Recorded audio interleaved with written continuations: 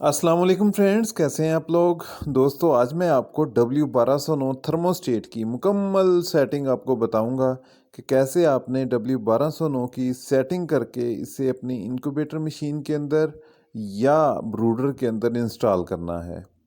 तो दोस्तों चलते हैं इसकी सेटिंग की तरफ। तो दोस्तों सबसे पहले आपने W1209 को आपने 12 वोल्ट डीसी सप्लाई आपने इसे प्रोवाइड कर देनी है।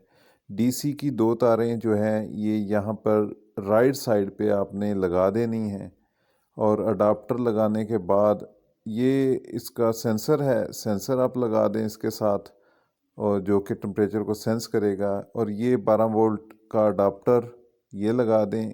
इस अडाप्टर की जो तारें हैं ये राइट साइड पे आप लगाएंगे और अपने टेस्टर की मदद से इसे टाइट कर दें। तो दोस्तों ये जो लेफ़्ट साइड पे है तारें, यहाँ पर आपने एसी की तारें लगानी है या जो आपने लोड लगाएंगे, जो बल्ब लगाएंगे या फ़ैन लगाएंगे उसकी तारें लगाएंगे।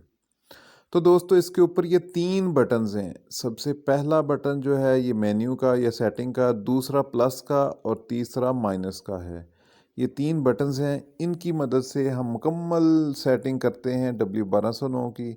सबसे पहला बटन, इसको अगर हम एक दफ़ा प्रेस करें तो ये वहाँ का टेम्परेचर बताएगा और दूसरा प्लस और माइनस का वो टेम्परेचर को कम और ज़्यादा करने के लिए होते हैं।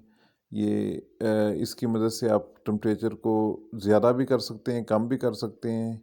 और जब आप मेन्यू के बटन को एक दफ़ा प्रेस करेंगे तो ये आपके सामने वो टेम्परेचर आएगा जो आपने एडजस्ट किया हुआ है। फॉर एग्ज़ाम्पल यहाँ पर ये देखें 34 आ रहा है, तो 34 मैंने एडजस्ट किया हुआ है टेम्परेचर अपने चिक्स के लिए ब्रूडर के अंदर। ये बटन को प्रेस करने के बाद ये देखें थोड़ा सा ये फ्लैशिंग करेगा और आपको वो टेम्परेचर बताएगा जो आपने एडजस्ट किया है। और ये 15.5 ये रूम टेम्परेचर आ रहा है जो कि मेरे पास अभी रूम के अंदर है। तो ये जब ये फ्लैश कर रहा होगा, आपने दोबारा सेट का बटन को प्रेस किया और ये फ्लैश कर रहा है, तो फ्लैश करने के बाद आपने इसको हाई कर सकते हैं प्लस की मदद से और माइनस की मदद से इसको आप रिड्यूस कर सकते हैं, कम कर सकते हैं। जो भी आपको टेम्परेचर रिक्वायर्ड है वो आप इस तरीके से आप एडजस्ट कर सकते हैं। ये देखें अभी मैंने इसी को 34 ही मैं रहने देता हूँ, प्लस करके और माइनस करके मैंने आपको बता दिया। ये इसकी इस तरह फ्लैशिंग जो है ये थोड़ी देर के बाद ये रुक। तो दोस्तों फ्लैशिंग के दौरान ही आपने अपना टेम्परेचर एडजस्ट कर लेना है जो भी आपको रिक्वायर्ड हो। ये मैंने आपको डेमो दे दिया कि 34 आपने कैसे प्लस और माइनस करके भी बता दिया। और ये 15.5 अभी ये रूम का टेम्परेचर बता रहा है कि रूम के अंदर टेम्परेचर क्या चल रहा है। और मैंने एडजस्ट करके आपको 34 भी बता दिया कि जो ही 34 पूरा होगा तो ये इसकी बल्ब ऑफ हो जाएंगे। तो अभी इसको सेटिंग के लिए थोड़ी देर लॉन्ग प्रेस करेंगे। पहला मेन्यू का बटन जो है, जो इसकी सेटिंग का बटन है, तो इसकी सेटिंग शुरू हो गई। P0 से लेके P6 तक, P0, P1, P2, P3, P4, P5 और P6 तक इसकी सेटिंग्स हैं जिसकी जो प्लस की मदद से आपको वो दिखाई देंगी। तो सबसे पहले चलते हैं अभी P0 की तरफ। P0 को जब हम सेलेक्ट कर लेंगे तो ये देखें इसकी सिलेक्शन के लिए दोबारा इस मेन्यू के बटन को प्रेस करेंगे तो आपके सामने H लिखा हुआ है। H फॉर हीटिंग और C फॉर कूलिंग, ये दो ऑप्शंस हैं P0 के अंदर। अगर आप टेम्परेचर को बढ़ाना चाहते हैं, बल्ब्स लगाए हुए हैं आपने, तो फिर आप H पे एडजस्ट कर लेंगे। और अगर आपने पंखा चलाया हुआ है, आप उसको कम करना चाहते हैं, तो फिर आप C लगा देंगे, कूलिंग। तो अगली सेटिंग की तरफ चलते हैं, P1 की तरफ। P1, ये भी P1 सेलेक्ट कर लिया मैंने। तो P1 के अंदर दोस्तों ये डिफरेंस है। तो टेम्परेचर का डिफरेंस जो कि ऑन और ऑफ के दरमियान कितना टेम्परेचर का डिफरेंस हो कि बल्ब या पंखे आपके ऑन हो जाएं, और इस डिफरेंस की मदद से आप इसको कम या ज़्यादा कर सकते हैं। तो जितना आप इसमें रखना चाहें उतनी आप इसकी सेटिंग कर लें कि आप कितना डिफरेंस रखना चाहते हैं। बेहतरीन रिजल्ट्स के लिए आप टेम्परेचर डिफरेंस जो है P1 के अंदर 0.2 या 0.3 या फिर 0.1 आप एडजस्ट कर सकते हैं। जो ही टेम्परेचर उस लेवल से लो होगा तो बल्ब ऑन हो जाएंगे, और जो ही टेम्परेचर पूरा होगा तो बल्ब ऑफ हो जाएंगे। तो इस तरीके से दोस्तों आप P1 की मुकम्मल सेटिंग आप कर सकते हैं। तो अभी मैं आपको नेक्स्ट सेटिंग P2 के बारे में बताता हूँ।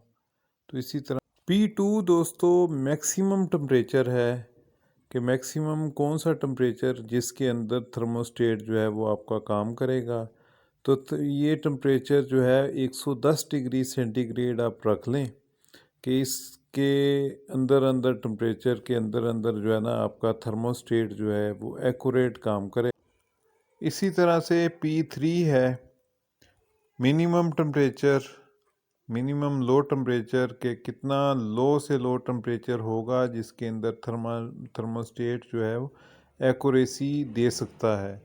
तो इसके अंदर आप -30 डिग्री सेंटीग्रेड एडजस्ट कर लें, जो कि आपके थर्मोस्टेट के लिए बेहतरीन प्रोग्रेस के लिए बेहतर है। और दोस्तों P4 सेटिंग है। P4 को जब आप सिलेक्ट करेंगे तो ये टेम्परेचर करेक्शन है, कि जिसके अंदर थोड़ा बहुत एरर हो सकता है। तो आप इस एरर को आप 0 कर दें ताकि आपको बेहतरीन रिजल्ट्स मिल सकें। तो ये ज़ीरो एरर जो है P4 जो है ज़ीरो एरर, इसको आप 0 कर दें। तो अभी P5 की तरफ चलते हैं। P5 दोस्तों है टाइम ऑफ डिले, कि जब आप इसको ऑन करते हैं थर्मोस्टेट को तो ये कितनी डिले के बाद ऑन हो। तो ये 1 सेकंड कर सकते हैं, 5 सेकंड, 10 सेकंड तक ये आप इसको कर सकते हैं।